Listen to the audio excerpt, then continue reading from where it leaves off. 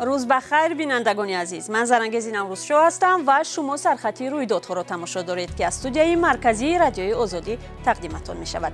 امروز 20 ینور است و در 10 دقیقه بعدی در برابر دیگر موضوعها ما درباره آغاز جلسه سالانه حکومت یا به تعبیر دیگر موسم دیلزنک مراجعت یک مقامدار دولتی بدخشان به پرزیدنت رحمان پاسخ منیژه به تنقیدگران عکسش در نیویورک صحبت میکنیم. صبح امروز 20 ینور در دوشنبه مجلس سالانه حکومت تاجیکستان آغاز شد. دفتر مطبوعات ریاست جمهوری خبر داد که در مجلس نشان دهنده های اقتصادی و اجتماعی کشور در سال گذشته نتیجه گیری می شود. همچنین در این جلسه وظیفه های اصلی حکومت برای سال 2022 را معین می کنند. هر سال در آستانه جلسه سالانه حکومت تاجیکستان در مطبوعات از ضرورت تغییرات کادری جدی صحبت می کنند. این موسم در رسانه‌های محلی حتی دیلزنک تعبیر می شود، چون که اکثر منصبداران بلندپایه تا اتمام جلسه نگران سرنوشت مقام خود می مانند. در این جلسه ها پیشتر منصبداران از وظیفه نمایشکارانه برکنار می شدند. منیژه سنگین آوازخوان تاجیک مقیم روسیه که یک عکس تبلیغاتیش در نیویورک بحث برانگیز شد در پاسخ به تنقیدگرانش گفته است این زندگی من است. پاسخش را در صفحه‌اش در اینستاگرام روز 19 ینور نشر کرد.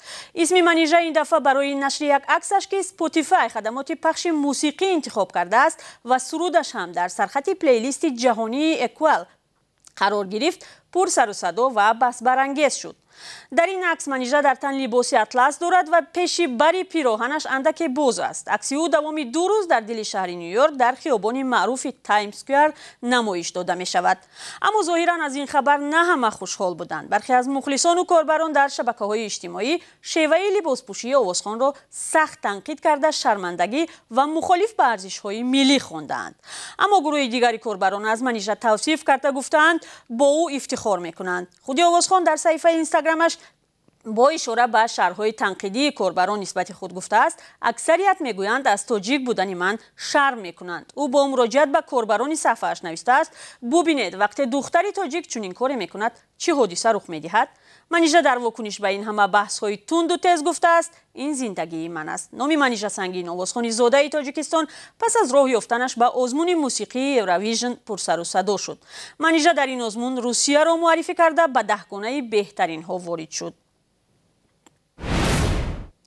ریزش ترمه و سنگ در راه‌های ماشینگردی منطقه‌های کشور ادامه دارد. یک کاربر آزادی با ارسال نواری از سنگریزش در عقبه نورآباد خبر داد.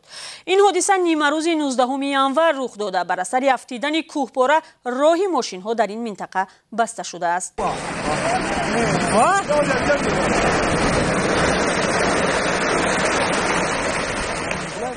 کمیته حالت‌های فوق‌العاده تاجیکستان با نشر خبر از فرآمدن ترمه در چندین منطقه کشور دیگرباره هشدار داده است که راننده‌ها در این روزها جان خود را به خطر نگذارند و بدون ضرورت به عقبه و دیگر منطقه‌های کوهی سفر نکنند، زیرا در تمام راه‌های مشکل‌گذار کوهی خطر لغزش ترمه وجود دارد. به اطلاع کمیته در یک شبانه روزی اخیر یک بار در چند منطقه از جمله راه‌های خاروق، اشکاشیم، روشان، میخوره ترمه فرآمده برای یک مدت این راه‌ها بسته شده‌اند.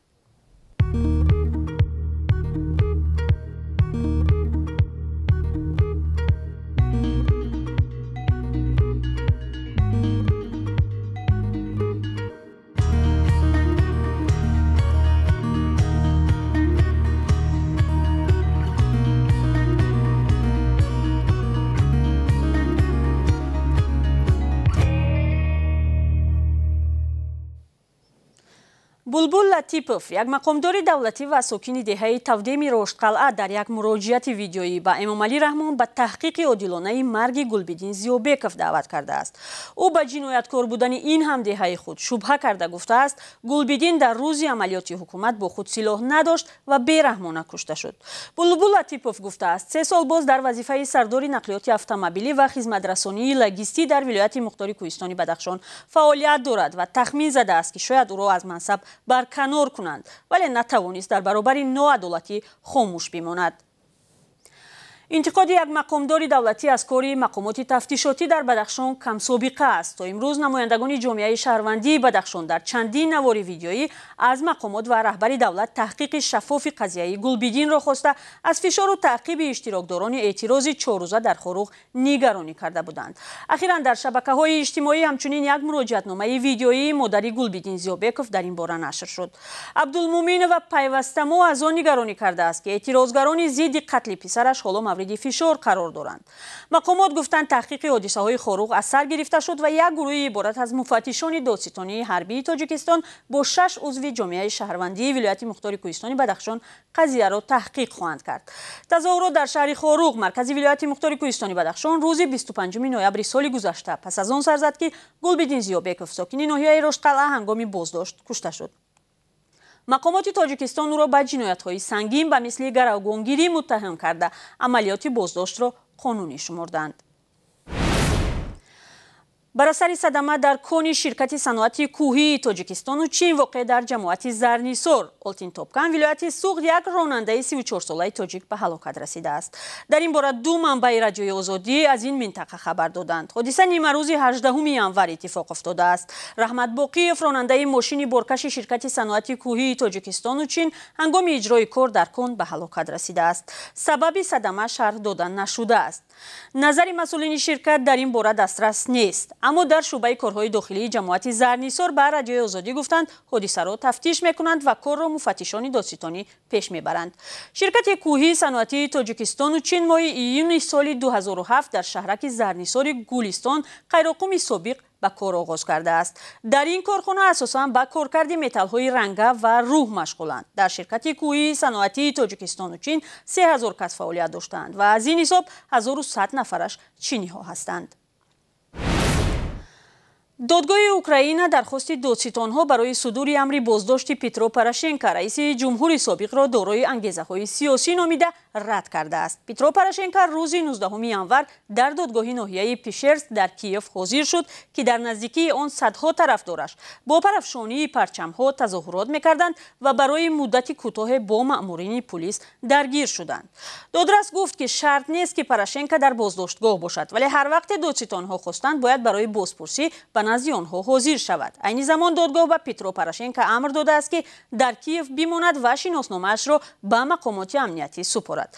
پوراشنکو گفت از این قرار دادگاه شکایت میبرد، زیرا شناسنامه‌اش برای پیش بردن فعالیت‌های سیاسیش ضرور است. بعد بررسی پرونده پیترو پوراشنکو با طرفدارانش پیوست و همراه آنها به سمت قرارگاه ریاست جمهوری حرکت کرد. دادستانی خواسته بود که رئیس جمهوری سابق و یکی از ثروتمندترین شخصان اوکراین برای بیرون ماندن از بازداشتگاه بیشتر از 37 میلیون دلار وثیقه گذارد. پرونده جنایی بر ضد پیترو پوراشنکو مایه نگرانی جامعه بین المللی شده است.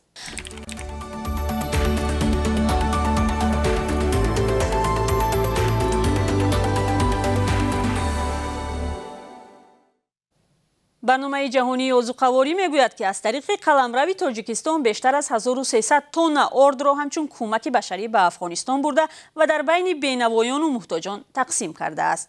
در گزارش این سازمان که به تازگی در اینترنت نشر شده آمده است که نخستین کاروان کمک‌های بشری از تاجیکستان به ولایت بدخشان افغانستان روز 26 نوامبر روان شد. برنامه جهانی عضوقواری میگوید باز کردن گذرگاه برای انتقال کمک‌های بشری به افغانستان فوق‌العاده برای آن سازمان مهم است و تاجیکستان به این مؤسسه سازمان ملل و دیگر سازمان‌های خیریه کمک می‌کند و از فرودگاه کشور به افغانستان پرواز کنند.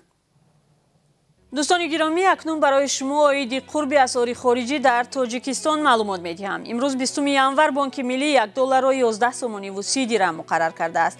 1 یورو 12 سومانی و 82 درهم است. قرب روبل روسی نسبت به دیروز اندک بالا رفته 1000 روبل به 148 سومانی و 20 درهم برابر شده است. به پایان برنامه رسیدیم. تشکر از شما بیننده عزیز که تا این لحظه برنامه با ما بودید و برای دریافت خبرهای روز رادیوی آزادی را انتخاب می‌کنید. خبر و گزارش‌های از این بیشتر بعد از 3 ساعت دیگر پیشنهاد شما می شود. برای کار برای شما عزیزان و تا دیدار در برنامه‌های دیگر.